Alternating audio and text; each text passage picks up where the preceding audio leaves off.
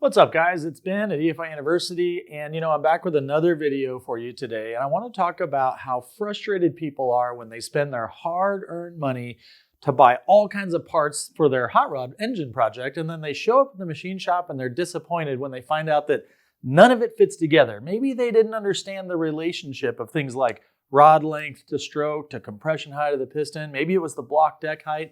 In any case, you're going to be really upset if you're that guy that buys the wrong parts and has to spend the money twice. So in today's video, I want to walk you through all the things you need to know to make sure that your stroker project or your racing engine project has all the right parts that fit perfectly together before you spend your money. Stick around and we're going to go through it together. Well, one of the most important parts of the entire engine to make this whole thing work for us is the crankshaft. Now, crankshafts come in a lot of different shapes and sizes. Even the way they're made can be different between a cast crankshaft, a forged crankshaft, or a billet crankshaft. And we'll talk about the advantages and disadvantages of those in just a minute here. But for now, I just want to talk about what the crankshaft is and what it does. It transfers the power that the pistons are making to the transmission, the differential, and ultimately the tires, but there's a lot of complex shapes that make up a crankshaft, so I want to take a minute and talk about each one of them individually. All right, so starting back here at the rear of the crankshaft, we have the most important part, which is our rear flange, and this is where all of the power of the engine is going to get transmitted through, so it's got to be really stiff and strong. It's going to have a flange face here that bolts on to your flywheel or your flex plate, so it's going to have a unique bolt pattern for, say, a Ford versus a Chevy or a Honda or a Dodge. Now, this part actually sticks through the back of the engine, so this seal is going to be ground super smooth, and it's going to have a rubber seal that meets on this face, or rubberized seal that is, that's going to keep the oil in the engine, and it's going to keep dirt out of the engine. All right, now as we move forward from the rear flange, the first thing we're going to land on is what's called the main journal. Now, this particular crank has 5 main journals. And what these do is they lay in the saddles or the bearing saddles in the block and support the load of the crankshaft. So it'll be bolted into the block along these main journals, and they're going to have diameters that are extremely precise that are going to be checked and set by your machine shop and hopefully by you before you do your assembly to make sure all the clearances are right so it gets enough oil in there to keep everything lubricated. As it goes forward from the main journal, we get to what's called the counterweight. So all these big bell, like hammerhead looking parts here, these are called counterweights, and they basically are there to offset the force of where the piston and the connecting rod would normally be. So when it comes to counterweights, these counterweights are put on the crankshaft specifically to offset the forces that are generated from the pistons and connecting rods slinging around. So you'll notice that all of the counterweights are relative to where what the rod journal is on the crankshaft. This is what we would call a cross-plane crankshaft. Since there's 4 rod journals, each journal holds 2 connecting rods, and they're all on the crankshaft offset 90 degrees from each other. But what that means is, if we were to draw a straight line this way and this way, then there's a cross that would be formed on this crankshaft. So a single plane crankshaft would have all of the rod pins, they're still offset from each other, but they'd be 2 and 2, 180 degrees apart. So just one straight line that goes through that plane. Now, when it comes to these counterweights, this is the part that your machine shop's going to be working on when they do what's called balancing the crankshaft. They're not necessarily balancing the crankshaft to make it weigh the same one end to the other, but they're spinning the crankshaft in a machine that simulates the loads your pistons and connecting rods would have on them, and making sure that that force is being offset by the mass and weight of these counterweights that are clocked on the crankshaft. So they may go in here and grind on these, they may drill holes in them, or sometimes the counterweight's not heavy enough and they have to actually drill some hole and take the metal and the steel out and press back in what's called heavy metal or Mallory, a very dense type of metal material that will basically make this counterweight heavier than it was before. So depending on which way they have to go, they either have to make the counterweights lighter or heavier to balance the crankshaft. But when you get it back from the machine shop, you'll get a little report card to say what it was when they started and what it was when they finished. So it's important that your crankshaft is balanced for your connecting rods and your pistons.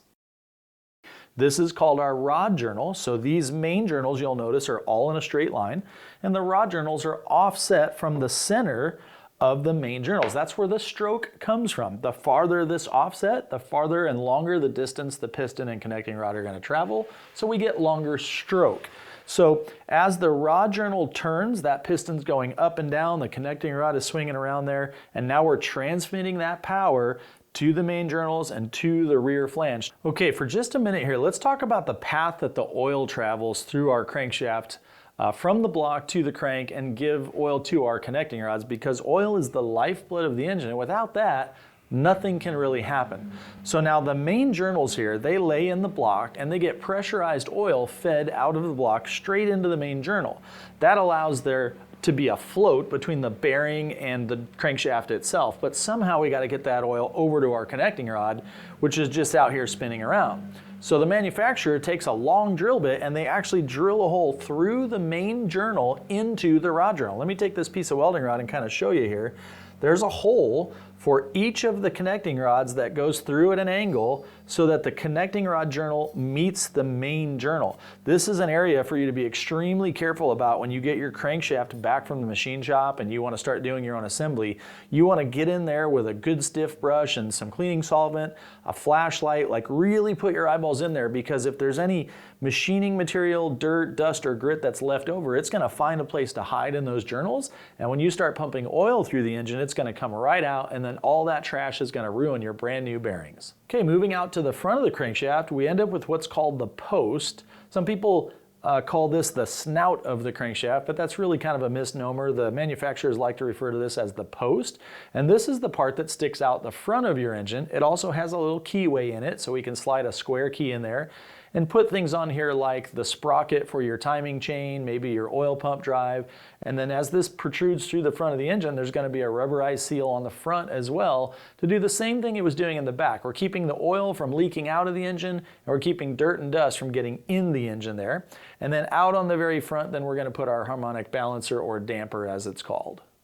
So when it comes to crankshaft types, there's really about 3 choices out there for your performance and racing engine. Starting with the OEM factory stuff, they're typically going to be cast. So you can imagine what that is. They have a mold and they have molten liquid steel. They pour right in there and then they let it cool. And it comes out roughly in the shape of a crankshaft that then they have to go machine all the bits away they don't like. Now the advantage to a cast crankshaft is they're really inexpensive to make and they're relatively strong, especially for a stock or OEM type application.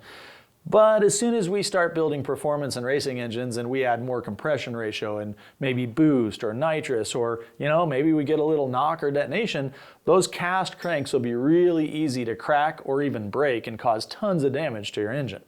So in the aftermarket, normally what you're going to see is 2 styles. The really good stuff is going to be forged, and forged is basically where they take that semi-molten liquid metal, put it into a die, and with hundreds of thousands of pounds of force, they just clamp those dies together and they basically press the metal into shape.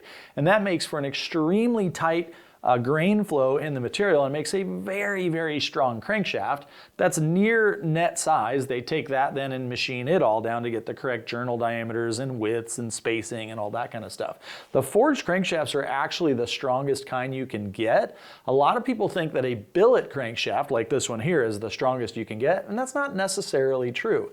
Don't get me wrong, a billet crankshaft is typically going to be extremely strong and not a problem for a racing engine, but it's just not quite as strong as forming and forging that grain flow and pressing it into the shape that we want. In a billet crankshaft, we start with, as you would imagine, just a bar and machine away all the parts that we don't like. Now, the reason for doing a billet is typically in exotic racing engine combinations, we might choose a lot of different things dimensionally for our crankshaft than you would if it was just an on-the-shelf common crankshaft. A lot of forged crankshafts are made to a specific stroke with specific bearings and journals and sizes and all that kind of stuff. But when we get really tricky, we might, for example, say, I want to build a Ford crankshaft, so all of my seal dimensions on the front and rear and all of my main journal diameters, I want those to fit in my Ford block, but maybe I want to use a rod that fit in a Honda or a BMW or a Chevy for that matter. So if we're doing a billet crankshaft, it makes it a lot easier to do those types of things, as well as get custom strokes and offsets and that kind of stuff. One last thing about stroke, most people would say the longer the stroke is, the more torque the engine makes. And while for the most part that's somewhat true, having a longer stroke does come at a price, and that's called reduced overlap. If you're not sure what overlap is, basically if you can imagine the two circles that are intersecting each other, one is my rod pin, the journal here that holds my connecting rods, and the other is my main pin. Since they're offset from each other, the smaller or larger those are and the farther they are away from each other, when they intersect, there's going to be a little piece in the middle here that kind of looks like a football, and that's called our overlap. A lot of the strength in our crankshaft comes from that overlap period or that overlap area. However, if we make our journals smaller for higher RPM and lower drag, and we space them farther apart to get a longer stroke, you could end up with very little or sometimes no overlap at all, and that will come with a penalty of stiffness for the crankshaft. So I'm not saying you shouldn't build those or it's a bad idea. It's just something to consider when we talk about all the abuse your crankshaft's got to endure. And you may want to think about whether or not you want a forged or a billet, or maybe if it's just a run-of-the-mill kind of rebuilt, somewhat performance engine, maybe a cast crankshaft works just fine for you.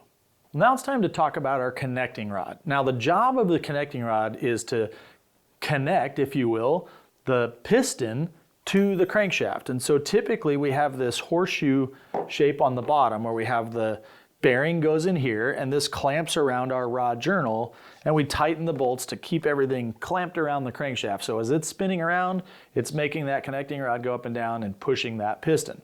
But there's a number of things that we want to talk about and to know about before you decide which ones are right for you. The first thing would be the material. So typically connecting rods are going to come in some form of steel. That can be powdered metal, they can be cast, they can be forged. They can also be, fully machined out of a billet, or maybe you choose to use an aluminum connecting rod. The aluminum connecting rods have an advantage that they're really light. They're pretty strong for their weight, but they also can be fairly bulky to get that strength and have that weight. Now, the advantage of an aluminum rod is if you have severe engine applications with tons of power, tons of cylinder pressure, lots of nitrous, big boost, these almost act like a shock absorber and kind of make everything a little bit easier on the engine as far as transmitting those super high loads. As well as if you ever break one, they make a lot less mess inside the engine than one of these steel ones when they come apart. So really for ultimate strength, you want steel. For very high strength but ultimate savings in weight, you kind of want aluminum. Here's a really crazy one that's made out of plastic that we 3D printed just to do testing and mock-up with the engine. I wouldn't recommend that you run that one though.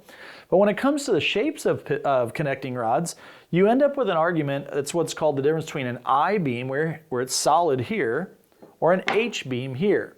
Traditionally, it was always considered that the I-beam was stronger and the H-beam was lighter weight, and so you would have to decide what you wanted to give up. But really, the machining and the design and the materials have gotten so good today that a lot of steel, high RPM, high performance rods are made with H-beams because you get the benefit of the strength of the steel and a lot closer to the weight of the aluminum by using these H-beam rods, especially ones that are designed really well. So really the best thing for you to do there is going to be to talk to your machine shop and talk to your manufacturer that you're going to buy the rods from and see what they think. Let them make their recommendations and you pick the one that's best for you, that fits your budget, your application, power levels, that kind of stuff. Now, before we're done talking about the connecting rods, we also need to talk about a few more things, not the least of which is the wrist pin. So the small end size of our connecting rod is going to have a hole in it, and the wrist pin is going to go in there, and that wrist pin is how we attach this connecting rod to our piston. So if you look,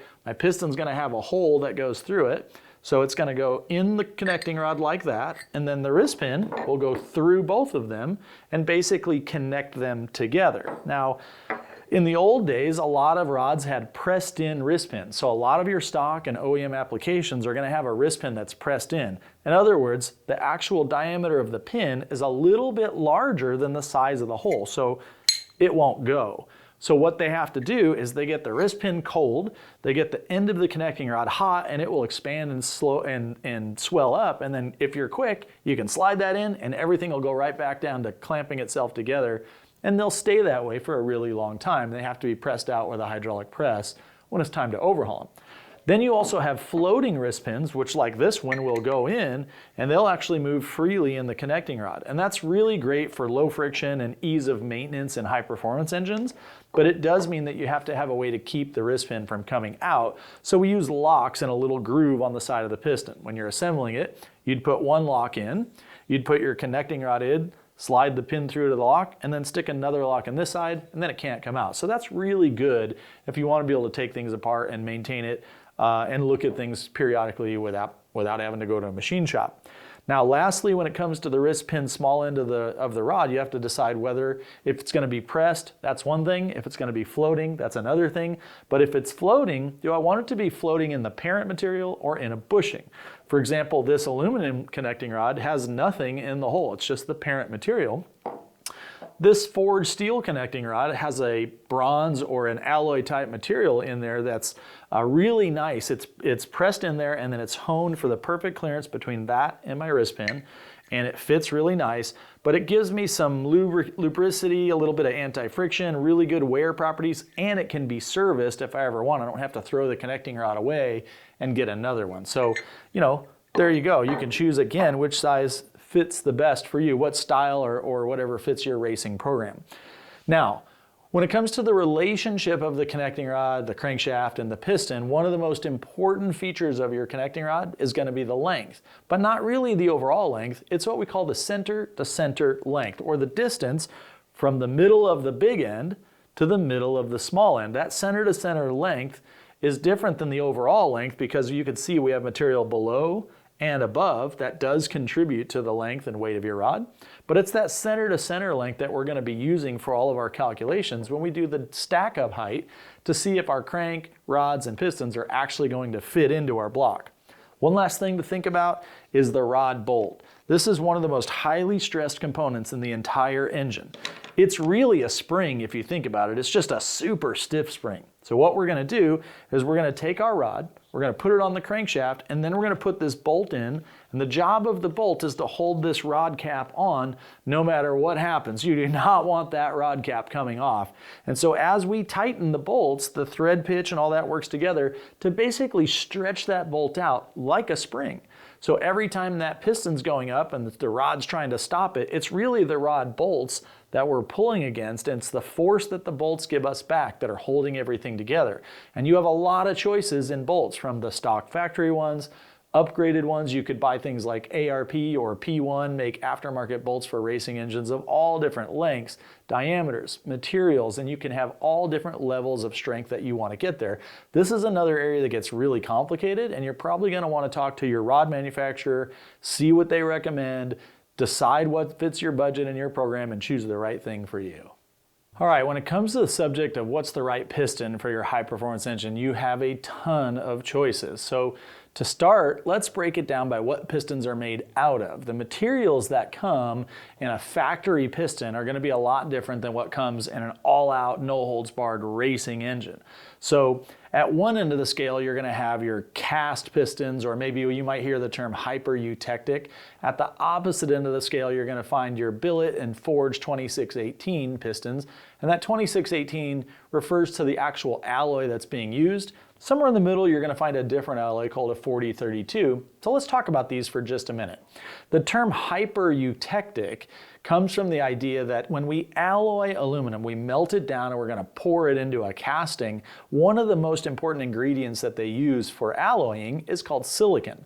So when they put the silicon in, it's basically dissolved in the aluminum, kind of like if you were going to have a glass of iced tea, you would dissolve sugar in the iced tea. Now, if you put a little bit in and you stir it up, it basically disappears. It becomes one with the iced tea.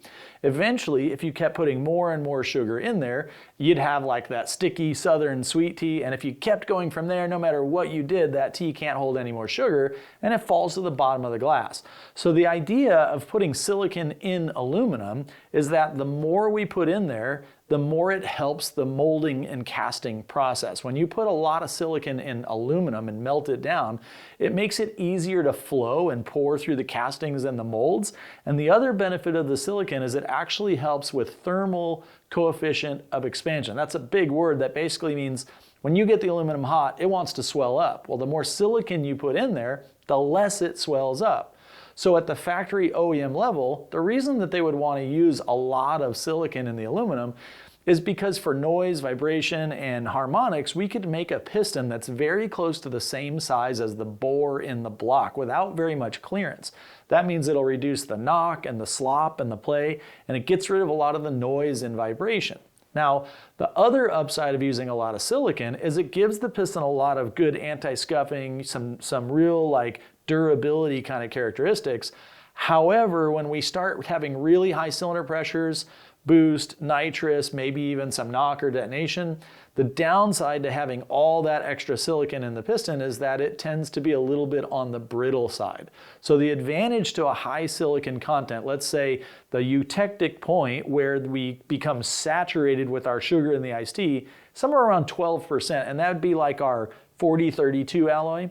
As we get higher than that, let's say up around 15 or even more % silicon, we become hyper eutectic. And that's going to be your kind of the lowest level of performance piston you're going to find is those cast hyper eutectic pistons, which have their place, especially if you want a nice quiet engine, but they're not really the best choice for an all-out racing and competition engine. On the other end of that scale, we'd say we have something that's hypo instead of hyper, or even non-eutectic, like that 2618 alloy, where it has almost no silicon content at all. Instead of 12 to 15%, we're talking about 0.18, 0.2%, almost no silicon in there whatsoever. So all of your forgings and billet pistons that are made out of 2618 are typically going to have very, very low silicon. Now, what you get for that is extreme durability and strength. High cylinder pressures, boost, nitrous, maybe even the occasional detonation or knock. You're going to want the strength of that 2618 piston, but of course it comes at a price. Without all that silicon in there, it gets a very high expansion rate. And so when we machine the block, we have to make sure that the diameter of the cylinder is quite a bit larger than the diameter of the piston to allow the piston to grow when it gets hot. And that way we don't, stick the piston or seize it in the bore.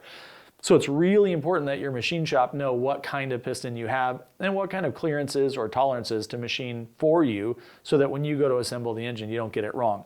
Now, the great compromise in the middle is that 4032.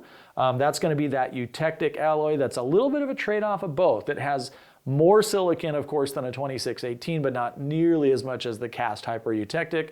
Can also be a forged piston. So a lot of your sort of street and strip and moderate performance pistons are going to be that 4032 alloy, which allows you to run a reduced piston to cylinder wall clearance from the 2618. Maybe not quite as tight as the stock hyper eutectic pistons, but way stronger for the performance applications. Okay, now when you're choosing a piston for your performance or racing engines, one of the most important things you got to think about is what your end compression ratio is going to be. When we talk about compression ratio, think about the volume that's in the cylinder when the piston's at the top dead center versus when it's all the way at the bottom. If we take that total volume at the bottom, which would be my swept volume plus my combustion chamber volume, then you compare those together, you're going to get compression ratio. Depending on what kind of fuel you're planning on using, if you're going to use pump gas or mild race gas or extreme or methanol, the compression ratio that you can get away with matters a lot, so the shape that you have on your pistons also are going to matter. Remember that if we go and we talk about getting a stroker crankshaft, we're going to increase the length of our stroke, our piston's going to be traveling farther, which also means we're going to be compressing farther. So for the same shape on top of the piston and the same combustion chamber shape, you're very likely to end up with a much higher compression ratio than you wanted. So when we look at the top of our piston, we can have a completely flat top like this. We can have a dome, which is used when we don't have a long enough stroke and we want to improve our combustion and compression ratio. We put a dome on here. Or sometimes we even dig out some of the top of the piston, we call it a dish. So if you can imagine, we have the cylinder head, that's our combustion chamber shape here, and as our piston comes up, it's effectively going to fit right into that combustion chamber. So it's important that we get the right shape piston, whether it's a dome, a dish, or a flat top, to match our stroke length and our combustion chamber volume to make sure we achieve the compression ratio that we wanted. All right, so one extremely important dimension that's really important for you to know before you buy your pistons, your connecting rod, and your stroker crank package is the compression height or the compression distance of a piston. If you get this wrong, it's very likely you're going to end up spending more money than you wanted to. So let's talk about what it is. On your piston, we have the top surface here, whether it's the flat top piston or this dome, we're talking about this flat area here. So the compression distance or compression height is from the center of the hole for your wrist pin to this flat area here. So what you're going to do is this is going to set the distance that the top of my piston is away from my rod pin, and it's going to have an effect on what we need for the distance from the piston at the bottom to the piston at the top, so that we end up with the compression ratio we want, the right amount of clearance between the piston and the cylinder head, and we don't have any issues there. But oftentimes what happens is, imagine what would go on if I just took my stock stroke crankshaft and I kept my connecting rod and my piston. If I make the stroke longer, the piston's going to travel farther, and it's going to want to come out the top of the block and be, above the deck, in which case it could easily hit the cylinder head. We don't want that. So one of the things that they'll do is they'll change the compression height of the piston to match the center-to-center dimension of the connecting rod and the length of the stroke. For the same piston, if I move the hole for the wrist pin up, it effectively lowers the piston farther down on the connecting rod. If I move the wrist pin hole down, it effectively moves the piston up. So it's the combination of the compression distance on the piston, the center-to-center rod length that you have, and what stroke you're using that are going to determine the actual height or distance that the top of the piston is away from the crank. Okay, so one critical aspect you're going to want to look at with your pistons is you're going to notice when you turn them sideways, there's 3 grooves in the piston, right? And those grooves are to house the piston rings.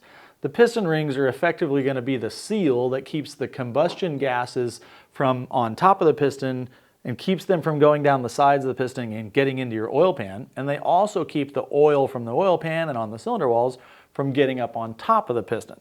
There's almost always going to be 3. Not every single piston's that way, but for the most part you're going to have 3. The top piston ring is going to be your main compression and combustion seal. When that spark plug ignites and those gases are hot and they're ripping across the combustion chamber under lots of heat, lots of pressure, they're trying to get down past the piston. That top ring's job is to seal those in. A little bit of those gases might make it past that top ring, and hopefully they're going to get caught by that second ring too. But the main job of your second ring is to help clean off the oil off of the cylinder wall. Some of them are even scrapers, and they have a little razor edge that's like a hook called a napier, and it'll basically go up and scrape that wall like a squeegee on cleaning a glass window to try to keep the oil off the cylinder wall.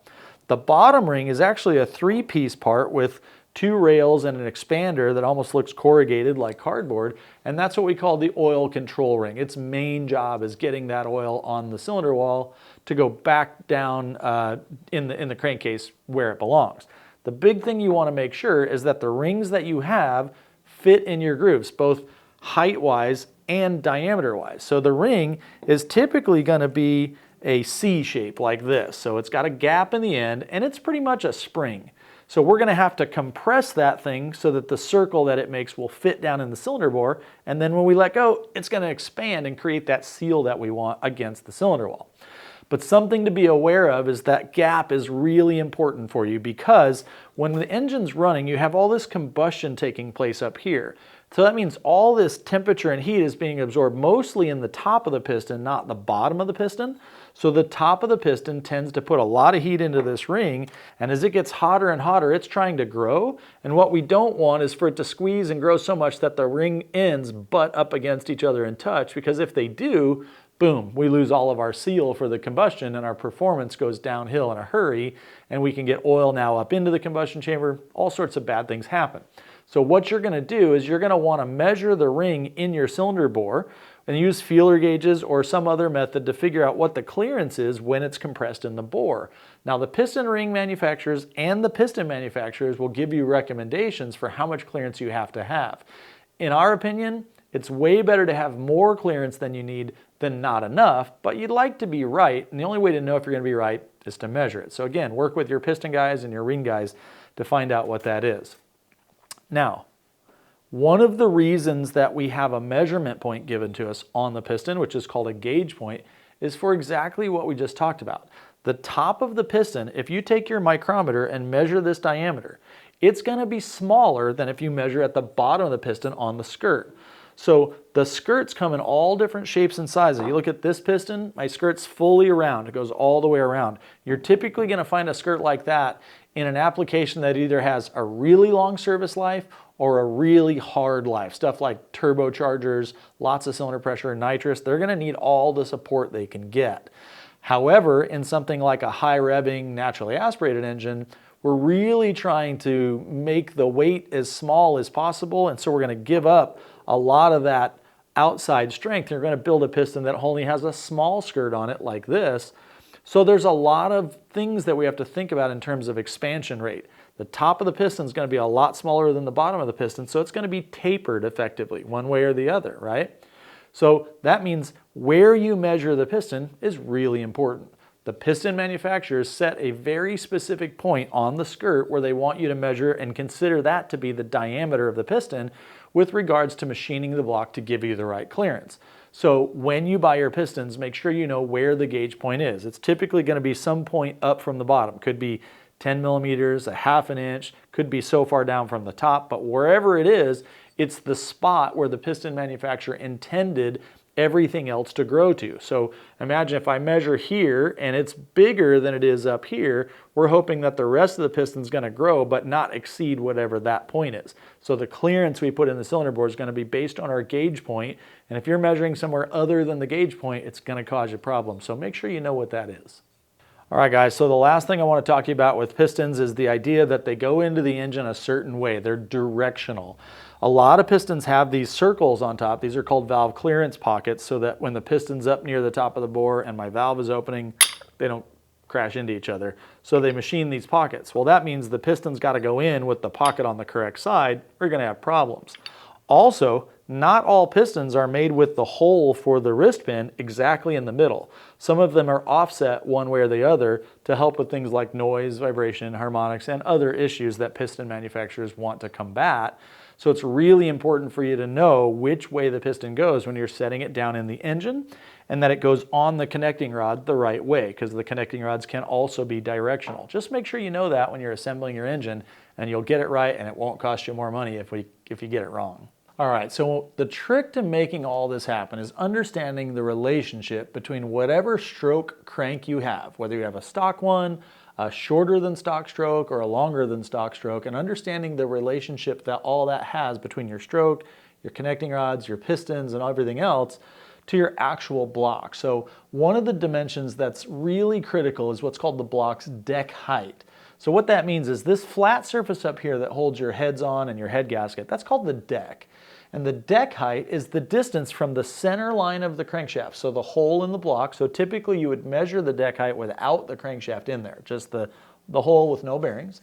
And you would measure from the center line of that hole up here to the block. But what's really important is that when your block deck goes across, it needs to be flat and not wavy, or it won't hold your head gasket very well.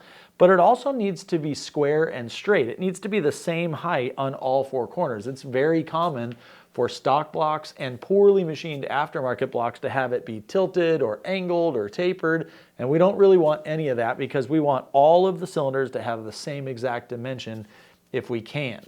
So there's some expensive stuff out there and there's some inexpensive stuff out there to get that measurement. This is a Proform tool you can buy for not much money. It's got a little ball on the bottom, and without the crankshaft in the engine, you could set the ball in there and you would touch one piece of the hole there for your crankshaft, and then you come up to the top and you've got a dial indicator here. This thing has gauge standards, just like you would for a micrometer. I got an 8-inch, a 9-inch, and a 10-inch long one.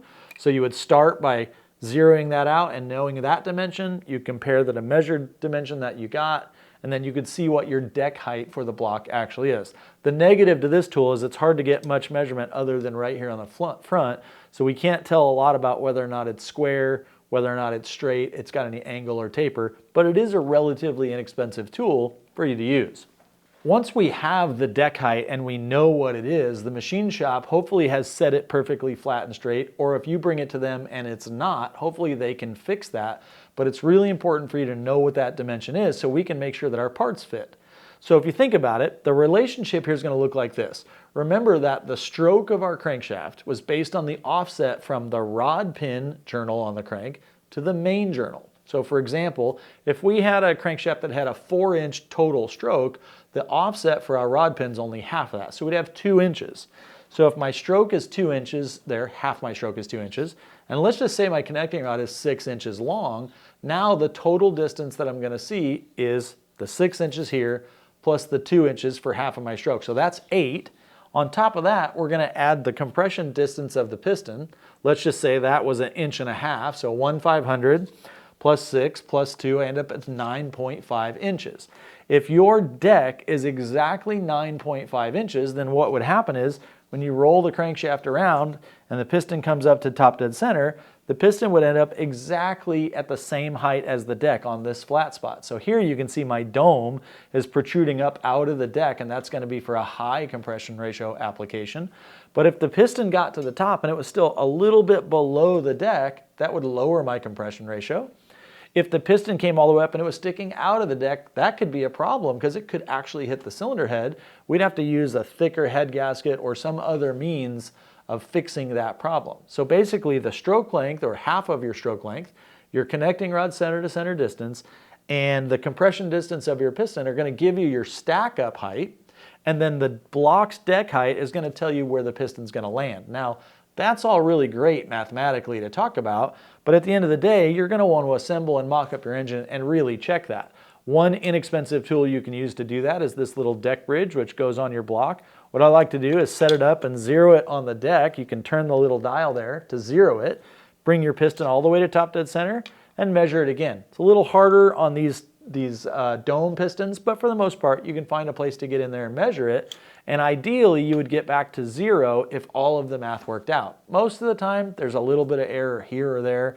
Some of the tolerances and clearances get stacked up, and you'll be a couple of thousandths below or a couple of thousandths above, and then you can make adjustments from there. But one of the common mistakes that happens is people come in and they bought a stroker crank from one supplier. They bought a connecting rod from a different supplier. They bought a piston from another supplier, and none of them were really packaged together to work properly. And now the stack up of all of their parts is way different than their block. And really the only way to fix that is you're going to have to change some part, the crankshaft, the connecting rod, or the piston. And that stinks because now you got to spend a bunch of money that you would not have had to if you'd have known about all this when you started. All right, guys, that about wraps it up. Hopefully now you understand the relationship of the stroke of your crankshaft, the length of your connecting rod, the materials and selections, all the different piston dimensions and things you're going to need to know so that the next time you're going to build a performance or a racing engine, you do your homework, you do your research, and you spend your money one time and get all the right parts so when you show up in the machine shop, you're good to go.